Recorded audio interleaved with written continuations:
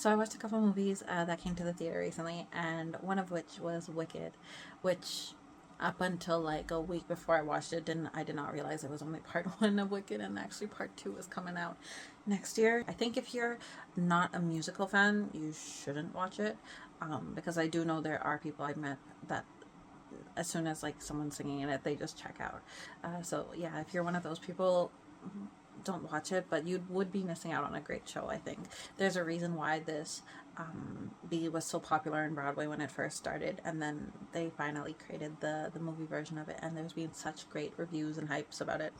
And I can understand why, because Cynthia and Ariana were amazing as the main leads. First of all, fantastic singing.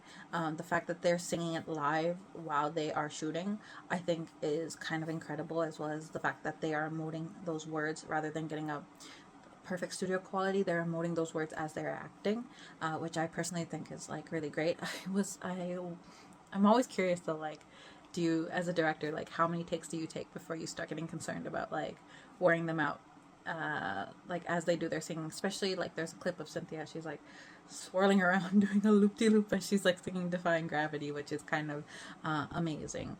But yeah, and I gotta say, I really appreciate the director's choice to stay use limited CGI, because a lot of like the sets he said were created. You could walk in them. A lot of like flowers were planted. They even created a lake, I heard.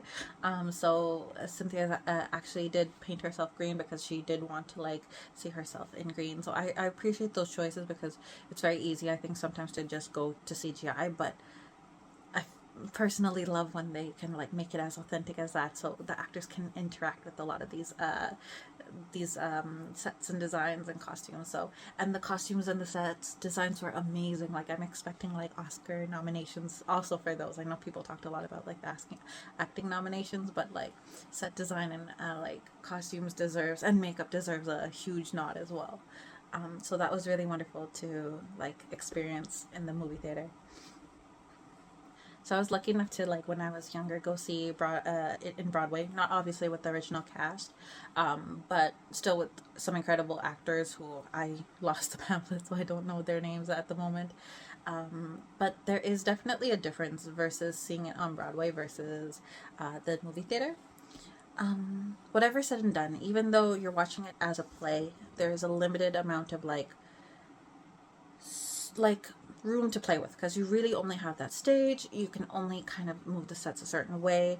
Quote unquote, some of the magic tricks are quite visible to like the audience, but at the same time, because you're in the same room as these actors as they are belting out the songs, as they are acting, there is an intimacy in watching that, which I think you can't replicate generally as well, or if sometimes at all, especially when you're watching it through a TV or a movie, because whatever said and done, there is that screen, like right now.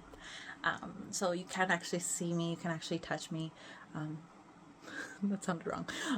But in a play, you would actually be able to potentially see the sweat off of the actor's face, and you could hear how their voice starts to stutter and all that jazz. And it's just really intimate. That's how I would describe like watching a play.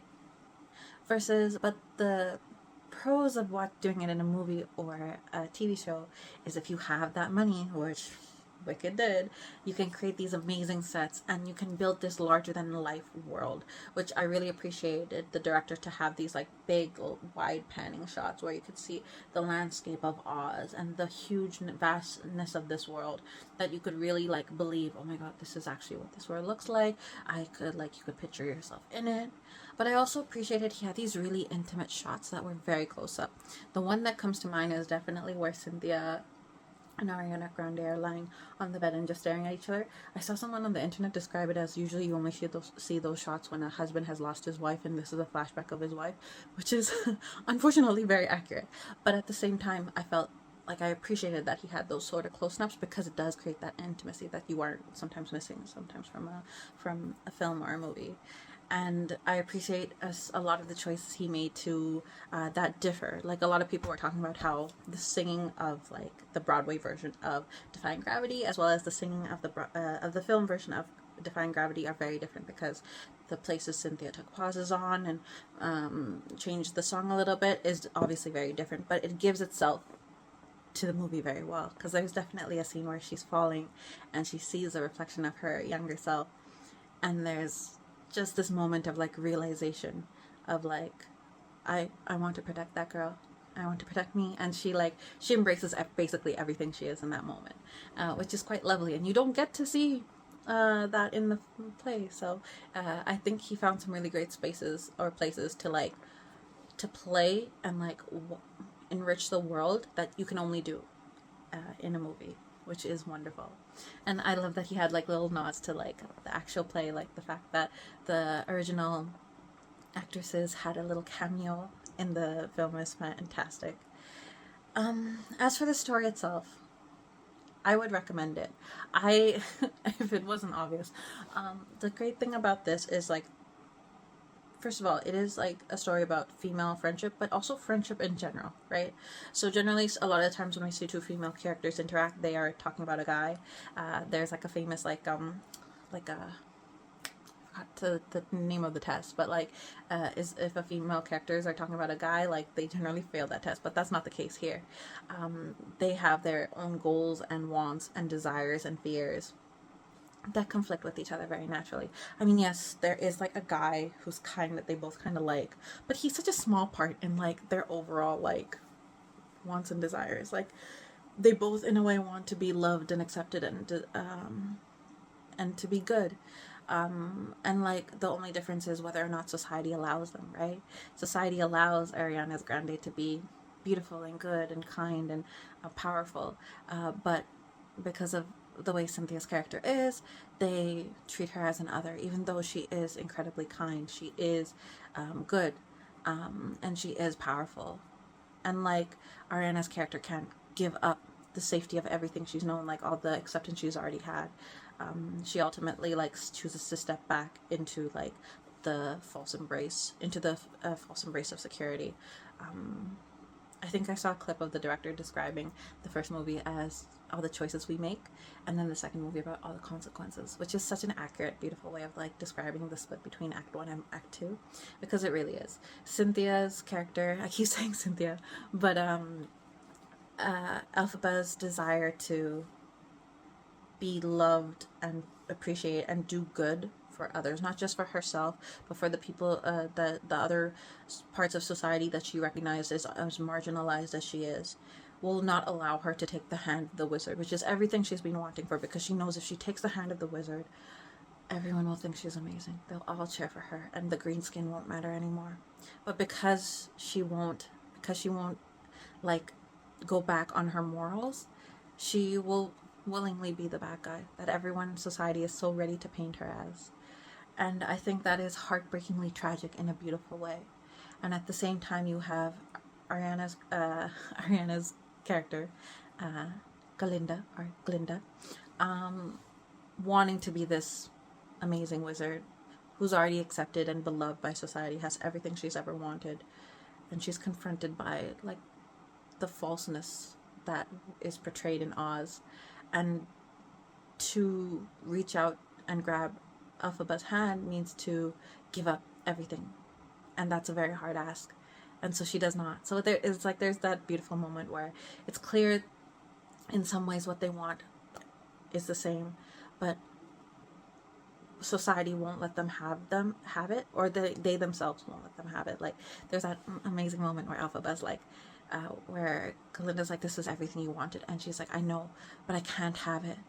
And it's really true, because that's her morals won't let her. And I think that's such a wonderful like moment to like, even as like an audience member, to know, to see a character choose that, because we're so used to watching like characters go after what they want and achieve it, but here someone, she gets what she has the opportunity to get what she wants, but her own moral internal compass, the heart that makes you adore her, won't let her take it, because of everything because it would totally change that character. And so it's definitely like, it's definitely moving in that sense. And it's about like those two girls kind of like then walking the path and dealing with the consequences, because it's not easy to walk the path of a supposed villain like Elphaba is doing, and it's not easy to walk the path of a spokesperson for someone supposed to be good but is really not, and Glinda will see that the lie that she's going to have to like start living, and the consequences of that. But it's kind of beautiful because it really does, they really do care for each other, and you can see that. I mean, you can also see it in the press conference. It's clear that the two actresses got very close to each other, but the characters are very, very close. And it's ultimately just a beautiful a story about female friendship and just friendship in general, because like you want a friend who can like support you, because whatever's said and done, even though they walk their separate ways, they are wishing, at this point, they are wishing the best for each other. They do want the other person to be happy, and that's very powerful. Like, it's sometimes it's rare to find a friend who wishes you well. If you have one, hold on tight. So yeah, I would recommend this movie. It's fun.